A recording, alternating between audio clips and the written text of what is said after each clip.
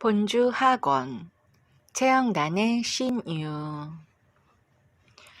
을미년 세모에 인정상간의 영령이 연을 타고 최영단의 집에 찾아오시어 5시간 동안이나 공중에 떠 계시다가 이밤산 갓바위 쪽으로 호련히 사라졌다는 사실은 이미 앞에 말한 바 있다. 한데 영령께서는 그 후로도 옛 조선인 남자의 복식을 하고 가끔 최영단의 집에 찾아왔다. 그리고 어떤 때는 며칠 동안이나 최영단의 곁에 머무르면서 무엇을 가르쳐주고 가기도 하였다. 하지만 최영단은 그러한 사실을 누구에게도 이야기할 수가 없었다. 그러한 일을 속에 담아두고만 있자니 가슴이 답답하였다. 하여 그는 오직 부지런히 일하는 것으로서 그 괴로움을 잊으려 하였다. 그렇게 몇 년의 세월이 지나자 영령은 아예 떠나지 않고 늘 최영단의 곁에 있으면서 그에게 마음 바르는 의원 공부를 시키기 시작하였다.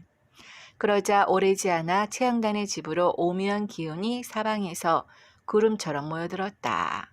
허나 그 기운은 아무나 볼 수 있는 것이 아니었다. 오직 최영단의 눈에만 보일 뿐이었다. 대흥리에 사는 당곡댁은 최영단의 집에 인정상간의 영령이 와 계신 것을 알고 가끔 찾아와 영령께 반천무지 사배를 하였다. 반천무지란 바로 옛날에 인정상간이 문도들에게 가르치신 천지에 절하는 방식을 말하는 것이다. 당곡댁은 또한 사배가 끝나면 사방을 향해 두 손을 번쩍 들고 만세를 불렀다. 그러고는 아무 말 없이 돌아가곤 하였다. 대흥리에 사는 김수익과 김간선은 본시 보천교인으로서 육아와 도가의 경전에 밝은 사람들이었다. 이들이 이밤산에 올라 나무를 해서 짊어지고 최영단이 사는 진등마을에 이르러 잠시 쉬었다 가게 되었다. 해는 왕십리 뒷산에 한 뼘쯤 남아 있었다. 두 사람이 담배 한 대씩을 피우고 나서 똑같이 나무찌개에 어깨를 들이밀고 일어났다. 그런데 김수익이 가지 않고 나무찜을 진 채로 고개를 깨웃거렸다. 그러더니 다시 나무찜을 땅에 내리어 작대기를 받쳤다. 그리고 사방을 둘러보았다. 하여 김간선이도 별 수 없이 나무찜을 내리어 작대기를 받치고 그의 이상스러운 행동을 주시하였다. 그러자 김수익이 땅에 앉으며 말하였다. 참 별일이여. 사방에서 모여드네. 이 작은 동네에 저토록 큰 기운이 모여들다니. 이렇게 모여들면 그 사람 홍수가 나겠는디? 아무래도 요 1년 내로 그렇게 되겠지? 이 말에 김간선이 뚫레뚫레 주위를 살폈지만 그의 눈에는 아무것도 보이는 게 없었다. 육아의 학문으로는 누구에게도 뒤지지 않는다고 자부해온 김간선이었지만 도가의 학문에 이르러서는 김수익을 도저히 따를 수 없었던 것이다. 때문에 그는 아무런 대답도 못하고 그저 김수익을 재촉하여 나무찜을 쥐고 돌아갔다. 당시 최영단의 생활은 이미 앞에서 말한 대로 그가 처녀 때 대구 제사 공장에서 배운 솜씨를 미천 삼아 간의 수공업으로 양잡 농가들의 씨를 뽑아주고 명주배를 짜주는 일을 하고 있었다. 그래서 어려운 시절이었지만 상당히 유족하게 살아갈 수가 있었다. 인하여 그 집에는 명주배를 짜가려고 누에고치를 가지고 찾아오는 단골 손님이 많았다. 그 중엔 무거운 병을 지니고 있으면서도 가정 형편상 병원이나 약방을 찾아가지 못하는 딱한 사람들도 있었다. 최영단이 그런 단골 손님을 대할 때마다 무심코 이런 생각이 들었다. 저 사람이 마음을 바로하고 나를 보면 저 병이 바로 나아질 터인데. 그런 생각이 자꾸만 들면서 그 한부가 훤히 다 보였다. 하지만 그는 그러한 말을 일체 입 밖에 내지 않았다. 그저 부지런히 일만 하였다. 최영단의 성품이 그토록 무던한데도 인정상간의 영령은 떠나지 않고 그에게 더욱 수련을 정진케 하였다. 이러한 세월이 수년이 지나 최영단의 나이 34살이 되었다. 단기 4293년, 서기 1960년. 이해 가을 어느 날 소성면 연동리에 사는 최모 씨의 부인이 찾아왔다. 그 부인은 전부터 영단의 친정어머니 배분성 여인과도 친절한 사이였다. 그리고 영단이 맨 처음 명주배 일을 할 때부터 시작하여 7, 8년 동안이나 거래를 해온 단골 손님이었다. 원래 그는 별의별 약으로도 가히 치료할 수 없는 고지를 앓고 있었는데 그 무렵에는 그 증상이 점점 심해지고 있었다. 그런데다 이날 먼 길을 걸어온 피로까지 겹쳐 이댁에 당도하자마자 몸져 드러눕게 되었다. 그의 상태는 도저히 다시 일어날 가망이 없어 보였다. 이러한 사정이 있게 되자 최영단 여인은 늘 속에서만 맴도는 그 말을 입 밖으로 내게 되었다. 영단은 그 부인에게 말했다. 마음을 바로 하고 나를 한번 보아. 무슨 영문인지 알 턱이 없는 그 부인은 다만 남의 집에 와서 병치레로 폐를 끼치게 되어 미안하다는 마음으로 최영단의 얼굴을 쳐다보았다. 순간 그는 졸음이 엄습하여 눈이 감겼고 즉시 깊은 잠에 빠져들었다. 그런데 그렇게 곤히 하룻밤을 잤을 뿐인데 이튿날 새벽에 깨어보니 몸이 날아갈 것처럼 꺼뜬하였다. 잠들기 전까지만 해도 그토록 꼼짝을 할 수 없던 몸이 마치 무거운 짐을 벗어버린 것처럼 가벼웠던 것이다. 평소 늘 아픈 부위를 만져보니 통증이 하나도 없었다. 꿈인가 싶어 볼때기를 꼬집어보니 아팠다. 실로 신기하기 이를 데 없는 일이었다. 아침에 그 집에서 주는 밥도 어찌나 맛있는지 2그릇을 먹었다. 실은 마음 같아선 더 먹고 싶었지만 그 집 식구들의 밥이 모자랄 것 같아서 참아야 했다. 그 부인이 일찍 길을 나서 집에 돌아오니 남편 최영감이 그의 달라진 모습을 보고 놀라 연방 고개를 깨웃거리고 눈을 깜빡거렸다. 당시 그의 집은 상점을 하고 있었고 남편이 동네 이장이었기 때문에 동네 사람들이 항상 들끓었다. 동네 사람들도 그의 달라진 모습을 보고 다들 눈이 희둥그레져 꼬치꼬치 캐물었다.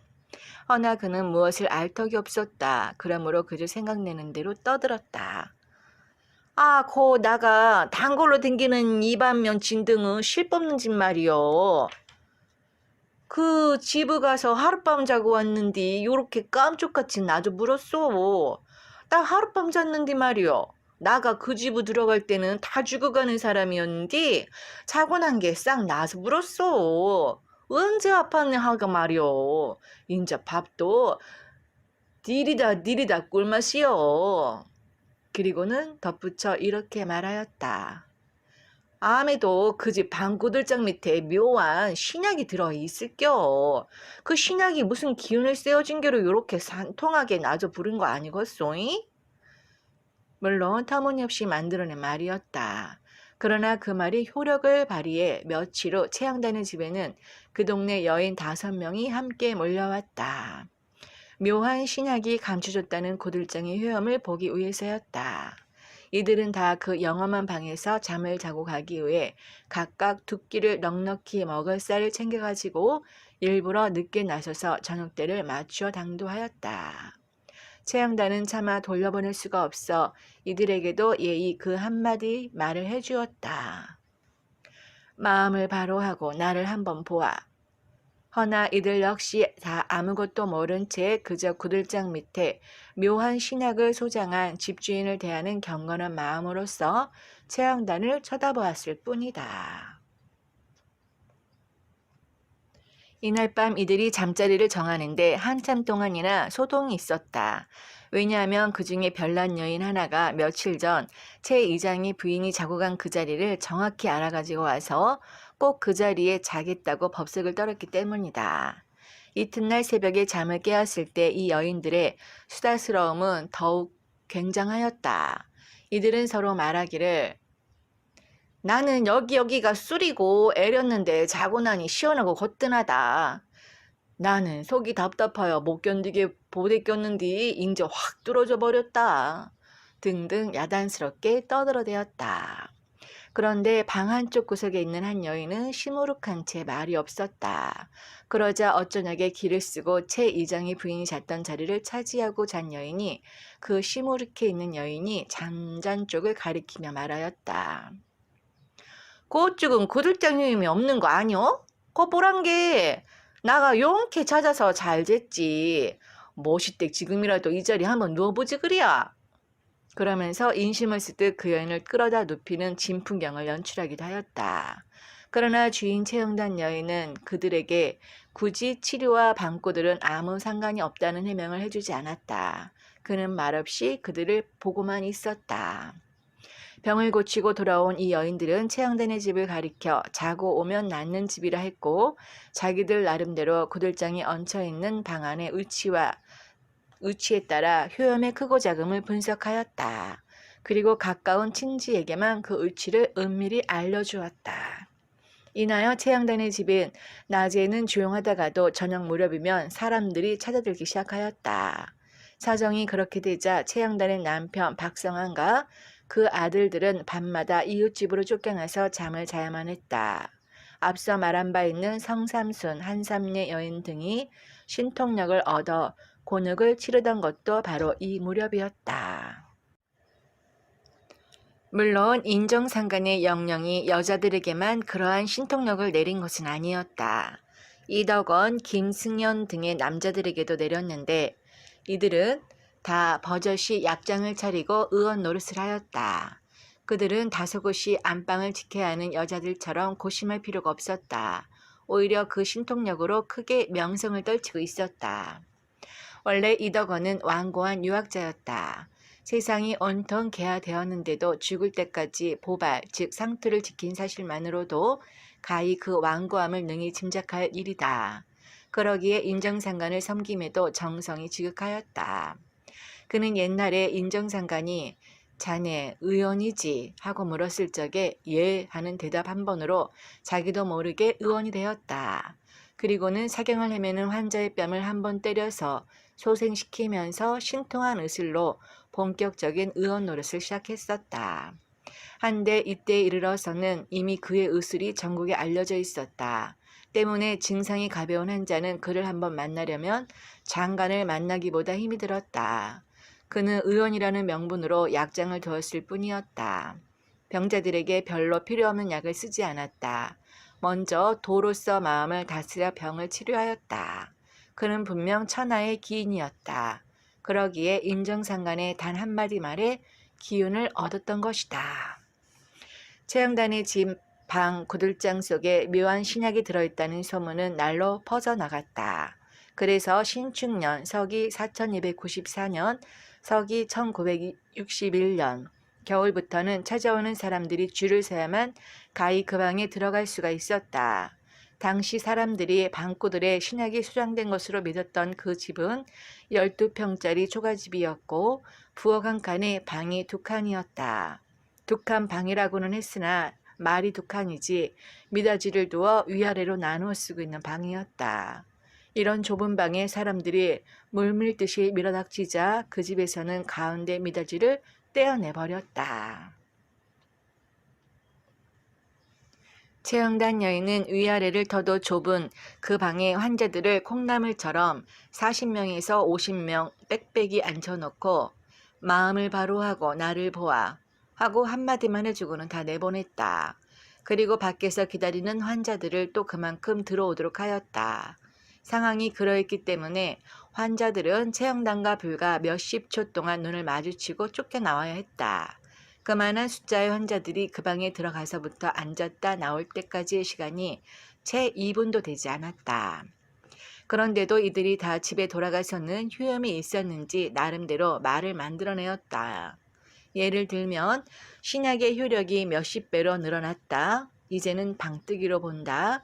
앉았다 오면 낫는다 등등의 말을 하였고 이것이 소문으로 퍼졌다.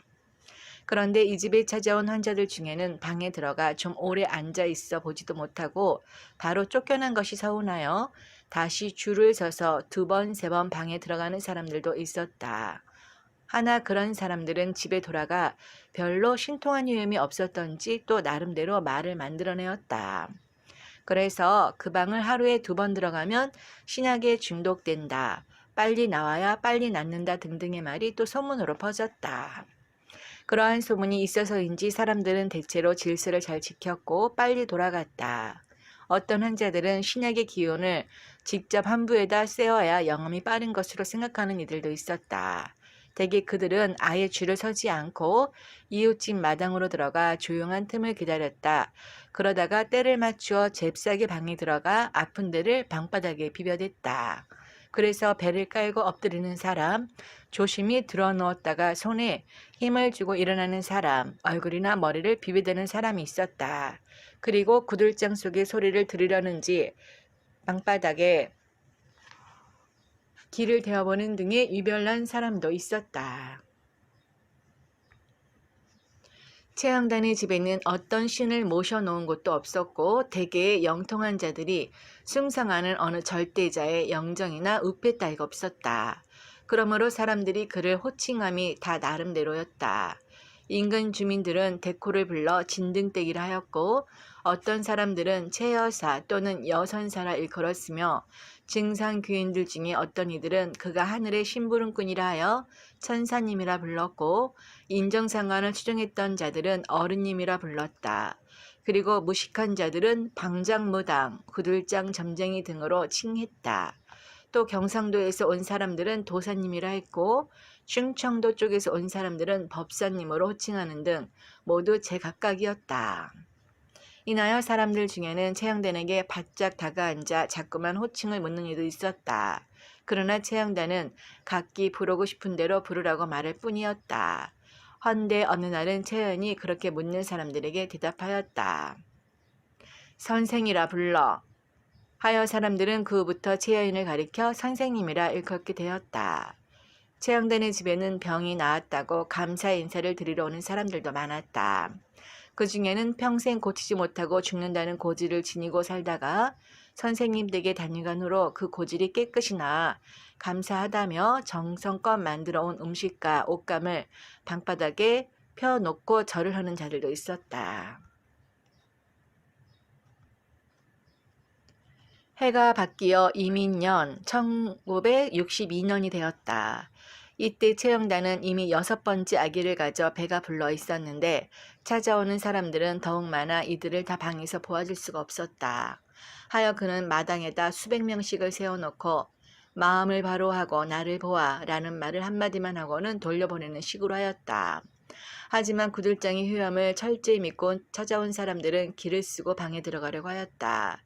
이에 그 집에서는 이들을 막기 위해 즉시 토방에다 목책을 설치하고 지켰다. 만일 어느 한 사람이라도 방에 들어 놓으면 수많은 사람이 항의를 하여 큰 혼란이 일어날 것 같았기 때문이다. 그러나 이튿날 무슨 생각에선지 최양단은 측근들에게 그 목책을 치워버리게 하였다. 그리고는 여전히 마당에 사람들을 모아놓고 마루에 나와서 사람들에게 한마디만을 들려주었다. 한데 이번부터는 그 한마디의 내용이 전과는 약간 달랐다. 그는 말하였다. 마음을 바로 하고 나를 본 후에 저 이밤산을 향하여 절을 해. 그러자 사람들이 다 그 명에 따라 이밤산에 일제히 절을 하였다. 이렇게 몇 차례 절을 시키고 나자 방에 들어가겠다고 소란을 피우는 사람이 없었다. 다들 이밤산에 절만 하고 갔다. 이때의 소문은 대략 이와 같았다. 즉, 이제는 마당뜨기로 본다. 구들장의 효염이 마당으로 나왔다. 아직도 신학의 끌텅은 구들장 밑에 있다. 선생님의 뱃속에 좁쌀이 서말 들었는데 그 좁쌀 숫자대로 중생을 구제한다더라. 선생님의 뱃속에 있는 아기는 관운장의 훈련과 연통하여 뱉다더라. 선생님을 한번 쳐다보면 낫는다. 이밤산에 산삼밭이 수십 마직이 있는데 그 산삼의 숫자대로 병을 고쳐준다더라 등등이었다. 그러나 나중에는 대부분의 사람들이 최양단의 신통력을 쳐다보면 낫는다는 말로써 표현하게 되었다. 이 무렵에 인정상관의 생존 제자 응기삼이 최양단을 찾아왔다. 그도 역시 몸이 불편하여 쳐다보면 낫는다는 선생님의 소문을 듣고 온 것이었다. 헌데 최양단은 그 많은 사람들 중에 특별히 그를 방으로 불러들이더니 이런 말을 하였다. 얼마나 고생하는가. 방어를 더 길들여야 하는데. 이 말에 은기삼은 깜짝 놀라 당장 일어나 절을 하였다. 그 절은 마치 옛날 인정상관께 올리던 것과 같은 절이었다. 사실 그는 그 얼마 전까지만 해도 한미연합사의 요직에 있으면서 행정적으로 미군을 상대하던 사람이었다. 그러나 너무도 청렴결백하게 일하던 그였으므로 5.16 군사 쿠데타로 인해 그 명예롭던 자리에서 밀려나 있게 되었다. 그것이 바로 최영련 선생을 찾아오기 얼마 전이었다. 선생의 말은 바로 그러한 그의 상황을 꼭 집어내듯이 일컫는 말이었다. 은기삼이 다녀간 후로 이희열, 유세영 등의 옛 인정상간의 문도들도 자주 선생님을 찾아뵈었다. 채영단의 집을 찾아오는 환자들 중에는 이때까지도 구들장 효염을 굳게 믿는 사람들이 많았다. 개 중에 별난 이들은 살짝이 부엌에 들어가 부뚜막에 흙을 떼어가는 이도 있었다. 이는 아마도 구들장과 통하는 연기를 얻어가고자 함이었을 것이다. 인하여 그 집 부뚜막에는 항상 흙이 마를 여가가 없었다. 떼어가면 늘 다시 흙을 이겨 다시 붙여야 했기 때문이다. 채영단을 도사님이라 부르는 경상도 사람들은 단수가 한층 더 높았다. 그들 중에는 부엌에 들어가 선생님의 수저 등속을 슬쩍 해가는 이가 있었다. 때문에 그 집 부엌에서 일하는 여자들은 경상도 사투리만 들려도 정신을 바짝 차려야 했다.